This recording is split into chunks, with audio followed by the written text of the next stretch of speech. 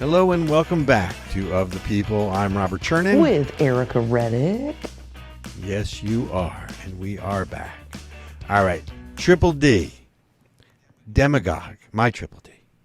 Demagogue, demonize, and divide. Mm-hmm. Right? Because that's what they do to us. That's right. But I want to talk about, as we get into this section, though, right? I want to first go back to Robert Kennedy. Now, say what you want about Robert Kennedy. He's probably not my cup of tea. And anybody who thinks he's a conservative because of his positions on COVID, let's say, or other things, right? But one thing he's gotten right. So he came out and basically said he's concerned that the Chinese and the global hedge funds are buying up American farmlands, and that we're turning us into sort of these, corporate farms, Fiefdoms, and if you will, corporate fiefs. Right now, he's got a point, right? Mm-hmm. We've covered how many things on China in terms of, 98% of all our pharmaceuticals, or 92% come from China. Rare earth minerals, those 15 minerals that are used in missiles and guns and, computers, comes from China. Yep. China is, buying up real estate around military bases. China is seeding money into the U.S. system. A lot of even former Republican congressmen and senators are now lobbyists on behalf of China, right? So there's a lot of money being spread around here. Okay. But when you think about the fact that, and we learned this during COVID, right, this whole supply chain issue. So now it's not enough that China is monopolizing the supply chain of things that we need here. Now they're buying up the breadbasket here. Yeah. So they're buying up the food that you're going to need to eat, folks. So Robert Kennedy has come out, and you got to you got to respect the guy. Look, I'm not voting for him, but you got to respect the guy. I mean, do you think the rest of his family, he's the black sheep? he must be, right? That's a really good question. I mean, if you're a Kennedy, you're not a flaming liberal. Are you really a Kennedy? I'll tell you, it's been interesting to hear people talk about him as a candidate because they remember JFK. They remember, or his father. Or his father. Right, exactly. Who were like normal, I think, or like average Americans, right? You're sort of default liberal, but even back then, they were at least... Wait, is there a default liberal? What is a default liberal?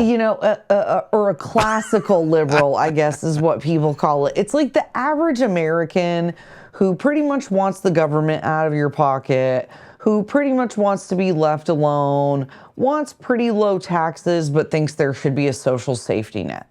That's kind of what people think about as a classical liberal. And I think most Americans consider themselves a default liberal, right? You grow up in the school system. I don't consider myself a default No, liberal. I don't. No, I definitely don't either. Wait. Most Americans? Where are these most Americans? They're not in flyover country. The ones that aren't voting. A lot of the people who aren't voting, a lot of the people who aren't participating in the process are folks who are like, I just want to be left alone. But also... But that doesn't make them liberal. That doesn't make them... Wait. Back up. Okay. Back up. I disagree. Okay. Respectfully so. Most people who don't get involved in a system are either one of three types of people. One is they're either apathetic because they've never learned their civic duty to participate, and the fact that there are people around the world who would die to be able to cast a vote in a free and fair election and elect their leaders. Yeah. Right. That's one part of it. The second part of this is we're now back to demagogue, demonize, and most importantly, divide. Yep. Right? You keep us divided, right? I've listened to a bunch of the presidential candidates. Yeah. I like a lot of them. And by the way, as a Republican, I like our bench because, these guys aren't going to be president, but they may be cabinet secretaries. Having said that, if you listen to Tim Scott, and again, I'm not endorsing Senator Scott. I like him, but he's talking about this very thing, that we're divided in America because the power, in this case the Democrats and the progressives, want to keep everyone divided. That's right. Because if you're divided, you can rule over them much easier. And that's another reason what they end up wanting to do is they want to keep you so busy that you're struggling to survive, that you don't have time to focus on That's what I'm politics. talking about. And so that's what I say. But that doesn't make them liberal. No. You said these are liberals who I mean, that doesn't make them Well, liberal. what I mean is folks who are just sort of disengaged from the process, but grew up in government schools, grew up watching mainstream television. A lot of these people don't really think past or dig past the headlines or dig into politics like we do. Because what happens, what I've seen is a lot of people just consider themselves a default liberal. So, for the listening audience, I'm making air quotes here. They just kind of think everybody should be how they want and be left alone. But then what's happened... Is a default liberal someone who still thinks they're voting for FDR? Is that a default liberal? Yeah, or like that the government actually still works for them. There are people who don't realize that the government doesn't actually care about them. Because once you start digging in and really learning, you go, oh, wait a second, these people are not for me. They don't care about me. Oh, these policies are actually terrible.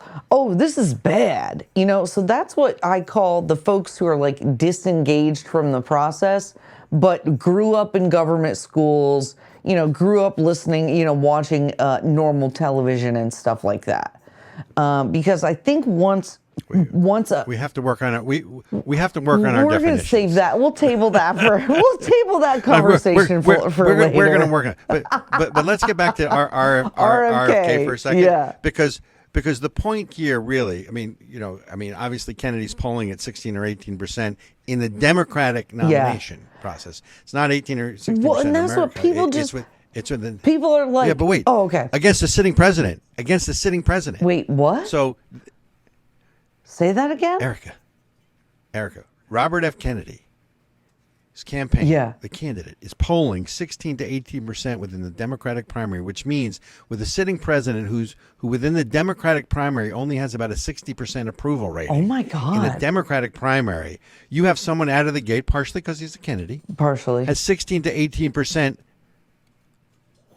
support at this point, if you believe the polls, and we can talk about whether or not you should ever believe polls, but given their lack of accuracy. But the point in all of this is, I don't want to really stay on Kennedy, other than the fact that I think he's got big cojones, because there's a reason the Democratic, the DNC, is not having debates. Because you know why they're not having debates? Because they're protecting Biden. No, because Biden's basement is so old, they can't run wiring down there to set him up for a debate. So because he's going to not leave the basement again. I mean, assuming he's the nominee. Oh my God! And I've gone on record as saying he dude, isn't. That guy can't walk 5 feet without assistance, let alone debate anybody. What are we talking about over here? And by the way, when he fell at the Air Force Academy, yeah, the Air Force Academy. Did you see the picture? He had the stabilizers on his heels, because they had a picture on him when he fell on all fours. Yeah. And if you look at the heels of his shoes, he's got stabilizers on there. What are those? They're stabilizers. They stabilize you from falling, which I guess they're not working really well. But they actually only stabilize you from falling left to right. They don't stabilize you from falling right, front to back. So, oops, maybe they should put something on the soles of his shoes. Oh my God, and that way, and that, or maybe you know what they should really do. Do you ever see those old Frankenstein movies? Yeah. Put him in those Frankenstein boots. Oh my God, then shut up. Ears. Now he may not be able to lift his feet, but at least he won't fall. Well, don't you think? It makes you think about. Back in the day when FDR was in a wheelchair, and then you also, Governor Abbott is a man in a wheelchair. Are they opposed to giving him a walker or anything because it will acknowledge that he is not as spry as they're trying to make him out to be? Wait a minute. Okay, look. FDR was in a wheelchair. The press never really reported on it. FDR also had, a variety of mistresses that no one reported on. I mean, back in the day, there was a lot of things that weren't reported. Governor Abbott, obviously it's Texas, and what Texas values is not necessarily. I mean, they value the intellect, they value the policy, they Right. value the man. And Governor Abbott has been able to really, I think, been a very effective governor in spite of the challenges that he's facing being in a wheelchair. I don't think, but when you take a doddering old president, right, you put him in a wheelchair and you sit his rear end yeah. down. That didn't happen. Yeah, but we digress. Can we get back to Okay, China? China. Okay. Because China. I mean, we could talk China Joe Biden, but right now I think he's got more of a problem with charisma. But we'll get back to that. Oh. So the point. But here's the point that RFK was making. Here you have China buying up the farmlands in the United States, and I think that they have. Let me see if I can get my numbers right, but I want to say it's about 400,000 acres. Something Yep, like that. between what the CCP Act 300. Yep. 384,000 acres. And by the way, you know who the next biggest landowner is who's buying up? Bill Gates. Bill Gates. Right? So Bill Gates, who is worried about the next epidemic that's going to, kill the world, is buying up farmland. What does that tell you? But the point with China is we're not playing the same game they are. China sees us as an interloper. China is playing the long game. That's right. I remember years ago, when I was training with one of my instructors from Japan, after the training, we sat down and in very broken English, he would say, you guys just celebrated your bicentennial. And we said, yes, Sensei. He said, we have swords that are older than your country. Right? So the Chinese are 6,000 years old. In comes these interlopers that are 200 and 250, 24. yeah, whatever. We're 250 years old. And if you go back, remember that book, America Against Americans, from the political scientist from China who was here? That's what they're trying to figure out is how did this country that is an upstart, that doesn't have this history, rise to such, ascend to be the leader of the free world or the leader of the world, which you can argue we're not anymore, and I would certainly subscribe to that theory. But China is playing the long game because we're worried about, and watch what's going on, everything we've talked about from the wokeism to really unmooring, if you will, or unattaching America from its founding principles. So then you're floating aimlessly, and then you allow, because you can't buy, by the way, you, Ericka, or me, Robert, cannot go to China. That's right. And buy land in China. You cannot start a company in China. Frankly, if you go to China and they know you're coming, you're going to be followed around by a spy anyway, whether you know it or not. So you cannot, but yet they can come here and they can buy up these companies. They bought, and I use Smithfield Foods because they're the largest pork and hog producer in the world. That's right. That China now owns, right? IBM, Lenovo, right? Didn't they GE find out they were appliances. making spyware on Lenovo's, by the way? Didn't they? Wasn't that like the Department of the Inspector General report in 2019, folks. By the way, you should email me, robertc@asicfund.org, or Ericka, yours. What's your email? Do I have an email? You generally irritable. Generally irritable at gmail.com. There you go. You want a copy of the 2019 U.S. Department of Defense intelligence reports on COTS, which is commercially off-the-shelf software. GoPro, Lenovo, Lexmark, all of those things that are owned by Chinese companies or Chinese, and again, we're talking about the Chinese Communist Party. We're not talking about the people of China. Right. Let's be clear, because I know some xenophobe is going to, or someone's going to call me a xenophobe, or you're a racist, or you're, white people, yellow people, red people, black people, pink people, blue people thing, nonsense crap they're going to throw at me, right? Because, did I get the rainbow, by the way? Isn't that Roy G. Biff? Red, orange, yellow. I think so. Green, blue, indigo, violet, something like that. But China's playing the long game, right? Yeah. They're buying up farmland. And by the way, what do you think the Belt and Road Initiative is? In Africa and Europe. And, they're buying influence. They're buying America. up companies here to control what you hear and what you don't hear. Right. They are paying off politicians. So for someone, let's go back to Kennedy. Big cojones, right? For him to go after China is a big deal. It really is. And I think that's something the American people are really looking for. They want someone who's strong. They want someone who is going to defend us. The average American wants someone to defend American exceptionalism and American values. Whether you consider yourself right of center or left of center, I think the majority of people are somewhere in the middle, and they just want somebody to say, like, sensible, normal stuff. Like, this is not okay. This is not cool. This is dangerous. And I think that the more that the Biden crime family is exposed, the more we see the corruption and bribery and things like that, the worse the poll numbers are going to get for Joe Biden, and the more Americans are going to be looking for an alternative. But that's why